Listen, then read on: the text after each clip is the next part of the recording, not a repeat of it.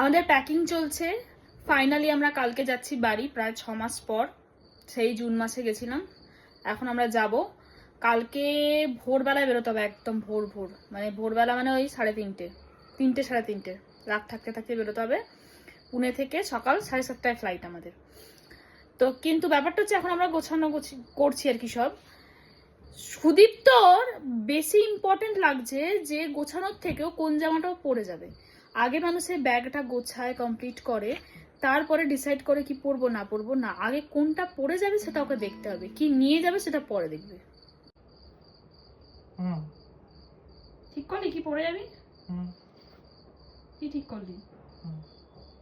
বাবা, এটা আবার কবে শিখলি? হ্যাঁ, হেভি তো, এরকম থেকে শিখলি? সাবাস, আমারগুলো এরকম গুছিয়ে দিবি?